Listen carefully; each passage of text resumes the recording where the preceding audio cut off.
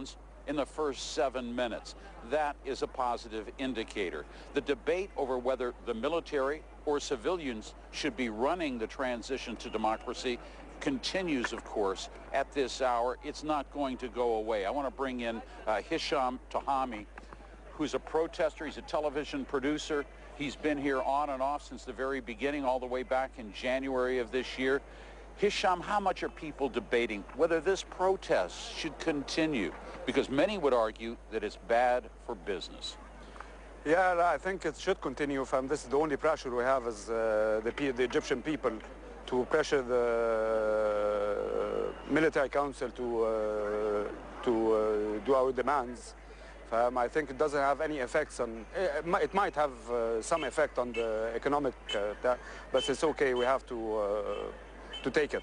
Well, you know, the problem has been the violence. And I know that a lot of people inside the square here in Tahrir will point out very quickly, it's the military that is responsible for a lot of that. The clashes not provoked by the protesters themselves. Both sides have to work together. But is there a sense that things are moving on from Tahrir Square to the ballot box? Well, I think this has to go on both sides, fam. It's the police and the military, since they're handling security to secure us in the Tahrir Square and secure us outside. But I sense a feeling of them denying that and not giving us the security we need as Egyptian people to keep the chaos on. I know some people are opposed to this election just because it's being run by the military.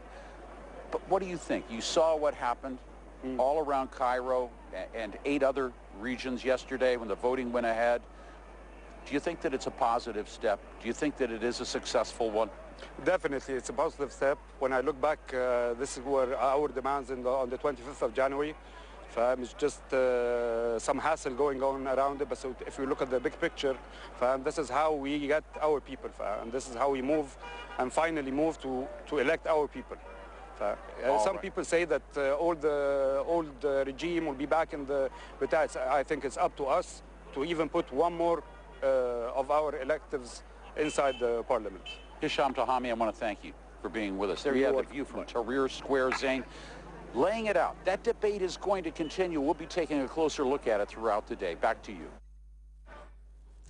It's only a few days since the Arab League voted to impose sanctions on Syria to put pressure on the government to stop the bloodshed.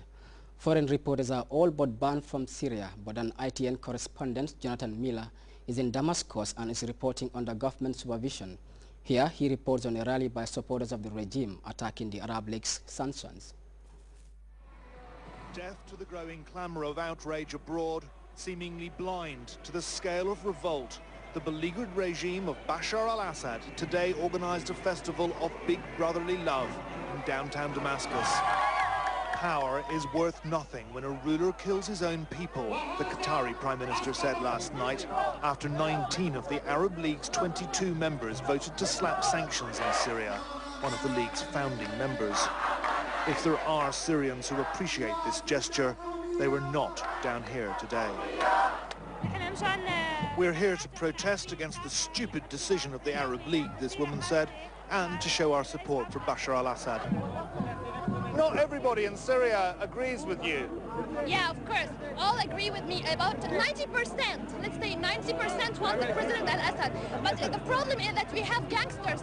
Gangsters by American, by some of our enemies. We have some gangsters killing our security men and our army, and we don't accept this. Then everyone stops to pledge allegiance to the commander-in-chief.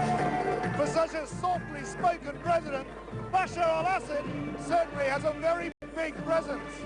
But behind this cult of personality lies a monolithic regime which, for all the outpouring of presidential love and for all the indignation expressed over Arab League sanctions, this regime has been deeply wounded and finds itself in a very difficult place indeed. Yet at a news conference, Syria's foreign minister shrugged it all off. The Arab League had made a dangerous move, he said. Shame on them. He apologized for showing a very gory video set to dramatic music of what he claimed were the crimes of armed gangs who killed civilians and soldiers. Jonathan Miller from Channel 4 News in the UK. When I asked if the regime might not have averted these sanctions by pulling tanks out of cities, he lambasted irregularities in the Arab League's procedures. So I followed up. But with respect, sir, the tanks are still in Syrian cities. This isn't true at all. Since the beginning of the events 9 months ago, no tank fire has been used, no artillery, no warplanes. The only weapons used were personal firearms. Now there are order protection units located in Syrian cities, not the Syrian army. Opposition groups claim tanks have repeatedly fired on civilian areas. This recent footage from Homs. It's been a rough day for Damascus. The EU also beefed up its sanctions, and a UN commission tonight condemned the Syrian army for committing crimes against humanity. Twice today, ordinary people sidled up to me to tell me they hated the al-Assad regime. But are its days numbered? Not yet. Jonathan Miller, Channel 4 News, Damascus. We'll now join the Central Focus Office for a look at what Mother Nature has in store for us.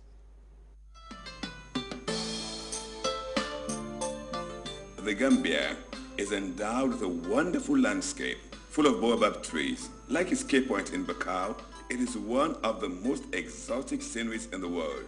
The baobab tree is a symbol of resilience, wisdom, and resourcefulness. For the baobab tree provides good food in times of hunger, rents its bark for medications, and its sap for glue.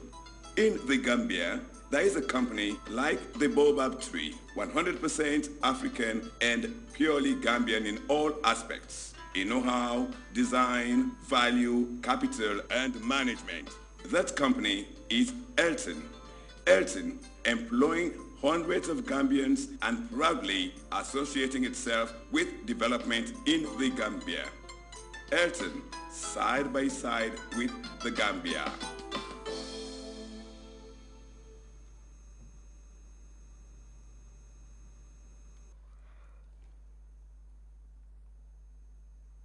Good evening, viewers, and it's a warm welcome to the weather segment. As usual, we begin with a summary of today's weather, followed by the forecast. Conditions over the Gambia today were mainly partly cloudy and warm. For what will follow, we propose a look at the satellite image captured at 16:30 hours, indicating clear skies and stable conditions over most parts of the continent, except of the extreme southern edge, where convective clouds were observed.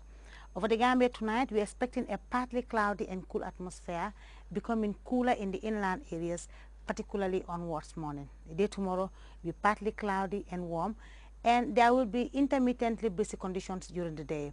Winds will continue to be northeasterly in orientation, but generally light to moderate in speed. Morning temperature values will be 22 degrees Celsius over Banjul. We are expecting 19 degrees Celsius over Yundum, 15 degrees Celsius will prevail over Kerawan. Sibanor and Jinoy will record 18 degrees Celsius, as well as Kaur, Sapo, and Janjambure. Basse and Fatoto will be 17 degrees Celsius tomorrow morning. Top temperatures are expected to be 31 degrees Celsius over Banjul. We are expecting 33 degrees Celsius over Yundum. Kerawan will record 36 degrees. Sibanor and Jinoy 34 degrees Celsius. We are expecting 35 degrees Celsius over Kaur, Sapo, and Janjambure will be 36 degrees Celsius. Basse and Fatoto will record 37 degrees Celsius tomorrow afternoon. For those going to sea, we are expecting low tides of 0.36 meters at 7:16 in the morning, and also 0.44 meters at 7:16 in the evening.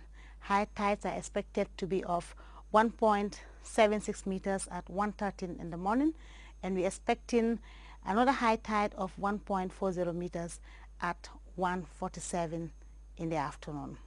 Wave heights will vary between 1 to 2 meters and will be generally northeasterly swells. The sun will rise at 14 minutes past 7 and will set at 28 minutes past 1900 hours. With that, let's have a quick check at the international forecast, and it's a good night to everyone.